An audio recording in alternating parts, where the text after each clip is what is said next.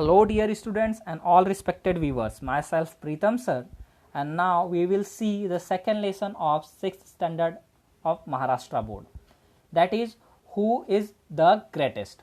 तो dear students आज हम सेकेंड लेसन देखेंगे 6th स्टैंडर्ड का हु इज़ द ग्रेटेस्ट, जिसका मतलब होता है कि महान कौन है। तो स्टूडेंट्स लेसन स्टार्ट करने से पहले मैं आपको बता दूं कि जो भी लेसन या स्टोरीज हम पढ़ेंगे मोस्ट ऑफ द वो पास्ट इंडेफिनिट टेंस या पास्ट परफेक्ट टेंस में होता है। तो इस टेंस को पहले आप अच्छे तरीके से समझ लीजिए।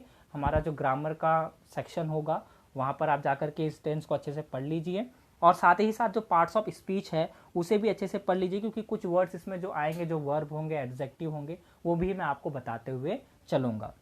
तो डियर स्टूडेंट्स इस जो लेसन में दिया गया है आपको अकबर और बीरबल की कहानी के बारे में बताया जाएगा।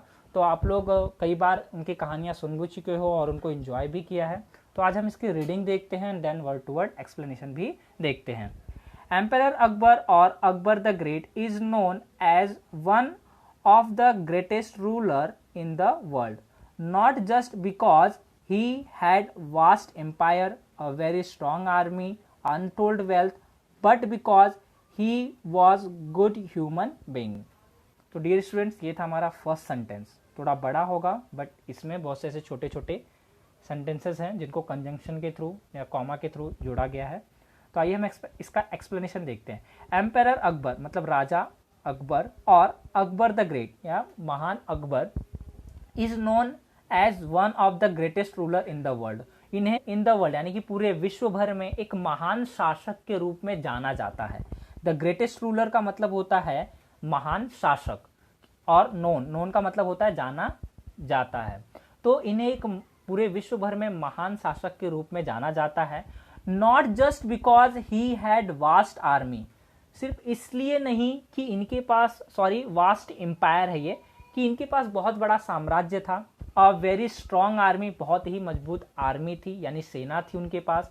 अनटोल्ड वेल्थ, उनके पास बहुत ज़्यादा धन था। सिर्फ इसलिए ही नहीं बट बिकॉज, बल्कि इसलिए भी क्योंकि he was a good human being, क्योंकि वो बहुत ही अच्छे व्यक्ति भी थे। ही केयर्ड, यहाँ पे दिया ही केयर्ड फॉर हिज सब्जेक्ट। तो डियर स्टूडेंट केयर्ड क्या है, वर्ब का सेकंड फॉर्म है। इट मीन्स ये जो सेंटेंस दिया है आपका पास्ट इंडेफिनिट में है। तो वह हमेशा अपने जो भी सब्जेक्ट्स यानी कि जो उनके राज्य थे, राज्य के लोग थे, उनकी वो हमेशा क्या करते थे, केयर करते थे, उनको हमेशा देखभाल किया करते थे। He had great respect for scholars, writers, poets and artist belonging to the different religion. और उन्होंने हमेशा सम्मान दिया जो स्कॉलर होते थे यानी कि बुद्धिमान लोग होते थे उन्हें, जो लेखक होते थे, राइटर मतलब लेखक, कवि यानी पोएट, और आर्टिस्ट मतलब कि जो कलाकार होते थे, बिलोंगिंग टू डिफरेंट रिलीजन, जो कि अलग अलग धर्म से, रिलीजन मतलब क्या होता है धर्म, डिफरेंट मतलब अलग अलग, तो अलग अलग धर्म से जो भी स्कॉलर होते थे, है ना, चाहे राइटर होते थे, चाहे पोएट या आर्टिस्ट होते थे, सभी को वो रिस्पेक्ट दिया करते थे, सम्मान दिया करते थे। He was a patron of art and culture.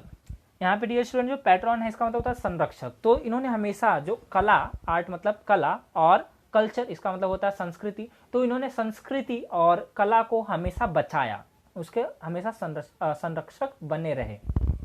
The 9 James और नवरत्न, और उनके पास क्या थे, 9 जेम्स थे जिन्हें नवरत्न कहा जाता है हिंदी में। In his court were famous, तो उनके दरबार में जो 9 रत्न थे वो बहुत ही फेमस थे, और उन्हीं में से एक हमारे बीरबल जी भी हैं। And many people believe that these 9 gems Birbal was the closest of the emperor's heart, और बहुत से लोग ऐसा विश्वास भी करते हैं कि उन 9 रत्नों में से जो बीरबल जी हैं वह राजा अकबर के हृदय के बहुत ही समीप थे। Akbar love to pose interesting questions और प्रॉब्लम्स इन हिज कोर्ट, और अकबर हमेशा क्या करते थे, वो पसंद करते थे, लव करना मतलब पसंद करना, प्यार करना, ऐसा चाहते थे कि एक इंटरेस्टिंग क्वेश्चन, एक रोचक प्रश्न या फिर कोई ऐसी प्रॉब्लम या समस्या जो इंटरेस्टिंग हो, वो हमेशा अपने कोर्ट में यानी कि अपने दरबार में सभी के सामने रखते थे। And Birbal never fail to come up with an equally interesting answer, और जो हमारे बीरबल जी हैं वो भी इक्वली इंटरेस्टिंग आंसर्स दिया करते थे।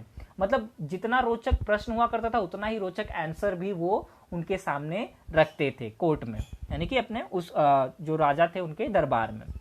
We don't know whether all the Akbar and Birbal stories that we hear today have any basis in history. हम यह नहीं जानते, we don't know मतलब हम नहीं जानते, whether मतलब कि क्या, all the Akbar and Birbal stories that we hear today have any basis in history. हम ये नहीं जानते कि क्या ये जो अकबर और बीरबल की कहानियां जो हम सुनते हैं, वी हियर टुडे मतलब जो आज हम सुनते हैं, have any basis in history, क्या उसका कोई आधार भी है इतिहास में। हिस्ट्री मतलब इतिहास, बेसिस मतलब आधार, तो क्या इनका कोई आधार भी है क्या इतिहास में, ये हमें नहीं पता है, बट हम सुनते हैं और उसको एंजॉय करते हैं।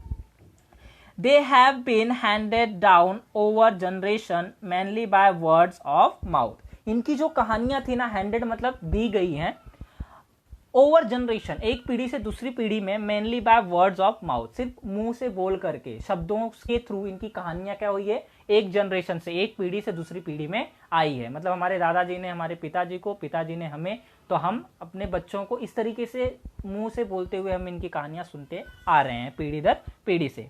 Here are two of them, और इस लेसन में हम उन्हीं में से दो कहानियों को पढ़ेंगे।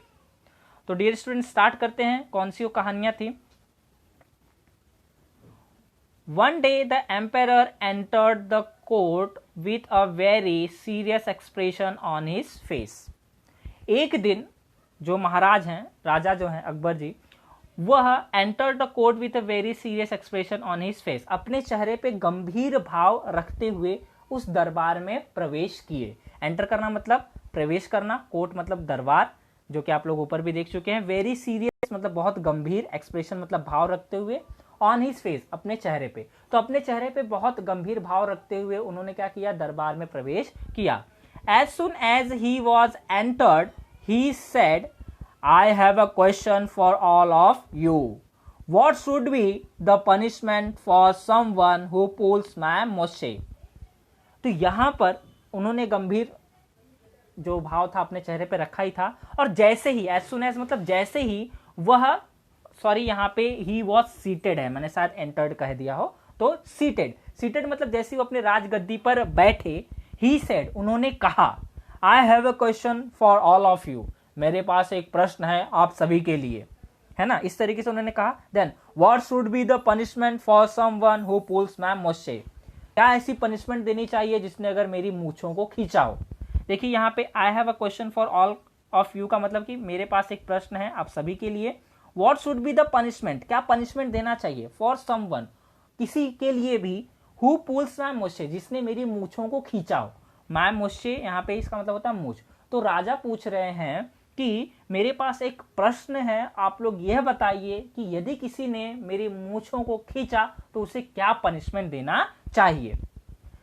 द कोर्ट वॉज स्टन्ड, तो जो भी दरबार था या जो दरबारी सभी बैठे हुए थे वो सब स्टन्ड, स्टन्ड होना मतलब एकदम आश्चर्य में पड़ गए, अरे राजा की मूछें कौन खींच सकता है ऐसा। Pull the emperor's moustache, it was unheard of, और वो सोच रहे हाँ राजा की मूछ किसने खींच दी, ये तो एकदम अनसुना सा है, ऐसा तो कभी हो नहीं सकता।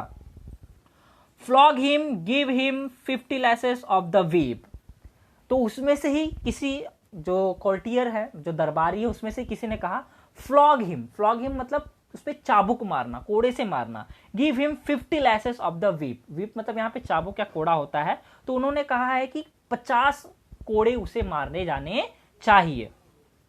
एक्सक्लेम्ड वन नोबेलमैन, क्या कहा जा रहा है, एक्सक्लेम्ड वन नोबेलमैन, एक जो सज्जन पुरुष थे उन्होंने एक्सक्लेम करते हुए, है ना, आश्चर्य जताते हुए कि अरे किसी राजा की उन्होंने खींच दी, तो क्या काम करना चाहिए, उसको चाबुक से मारना चाहिए, कम से कम 50 चाबुक या 50 कोड़े उसे मारने चाहिए। That's not enough. Put him in jail without food and water, said another. तब तक दूसरे जो कॉर्टियर थे, है ना, जो दरबारी थे, वो भी आ गए। वो क्या बोल रहे हैं, अरे ये काफी नहीं है, That's not enough. That's not enough का मतलब होता है ये काफी नहीं है। Put him in jail, उसे जेल में डाल दीजिए। Without food and water, बिना उसको अन्न दिए ना ही पानी दिए उसे कहां पे डाल देना चाहिए, जेल में डाल देना चाहिए, ऐसा किसी अन्य ने भी कहा। Then whip him, beat him up, hang him, cut off his offended head, the agitated courtiers began to cry out. अब यहाँ पे देखिए, दो जन ने तो ऐसा कह दिया कि उसे कोड़े मारने चाहिए, किसी ने, एक ने कह दिया कि उसे जेल में डाल दीजिए, खाना भी मत दीजिए, पानी भी मत दीजिए। तो यहाँ पे जो और कोर्टियर्स थे, मतलब जो और भी दरबारी थे, वो उत्तेजित होते हुए, एग्जिएटेड होना मतलब उत्तेजित होते हुए क्या कह रहे हैं कि वीप हिम, हाँ उसे कोड़े मारिए, बीट हिम अप, उसे बहुत मारिए, हैंग हिम, उसे लटका दीजिए, cut off his offending hand, उसके जो अपराधी हाथ हैं उसको काट दीजिए। इस तरीके से सबके सब बोलना शुरू हो गए, चिल्लाना शुरू हो गए। Only Birbal was silent, he was even smiling a little. लेकिन सिर्फ जो बीरबल हैं वो वहां साइलेंट, यानी कि एकदम शांति से बैठे हुए हैं। He was even smiling a little, और साथ में भाई हंस भी रहे हैं। बाकी सब चिल्ला रहे नहीं उसके को काटो, उसको मारो, उसको लटका दो, ये करो वो करो। लेकिन यहाँ पे बीरबल जी क्या है, एकदम शांत बैठे हुए हैं और उन्होंने अपने चेहरे पे स्माइल भी रखी है। What do you say, Birbal? What is your opinion? अब उसी में जब सभी लोग ऐसे चिल्ला रहे थे, बोल रहे थे, तभी जो राजा हैं उन्होंने उनसे पूछा, बीरबल जी से पूछा कि What do you say? आप क्या बोलते हो बीरबल जी? What is your opinion? आपकी राय क्या है? ओपिनियन मतलब होता है राय देना, सलाह मशवरा देना, है ना। तो What is your opinion? आपकी राय क्या है, आपकी सलाह क्या है, ऐसा राजा जी उनसे पूछ रहे हैं।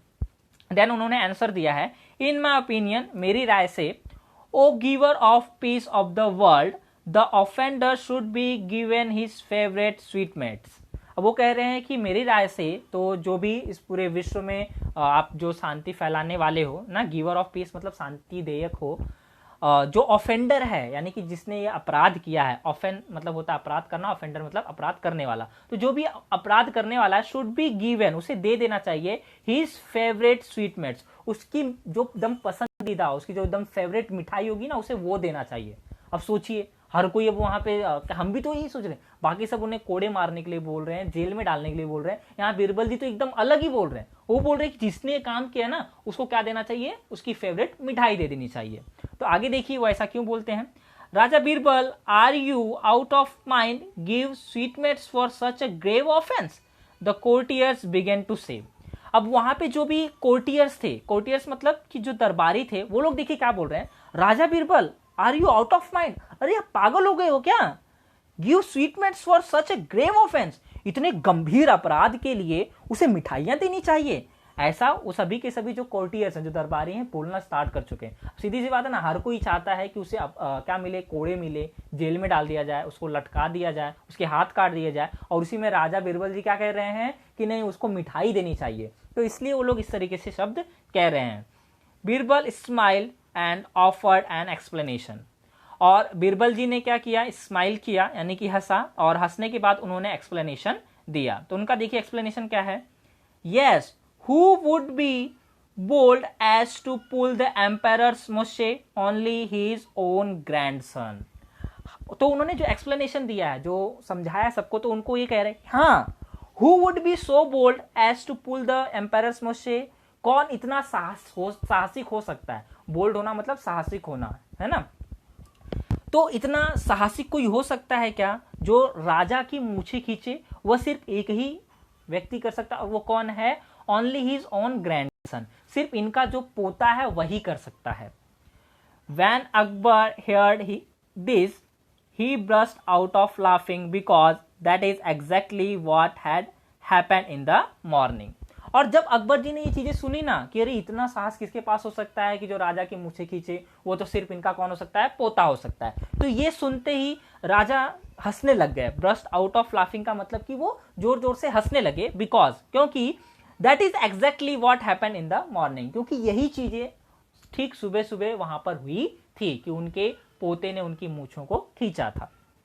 तो डियर स्टूडेंट्स, ये थी हमारी पहली कहानी। तो आशा करता हूं कि आपको काफी अच्छा लगा होगा कि किस तरीके से स्टार्टिंग में वो कितना सीरियस लग रहे थे, लेकिन हमें लास्ट में पता चला कि उनके पोते ने ही ये चीज किया हुआ है, और इसलिए बीरबल जी ने इस तरीके का आंसर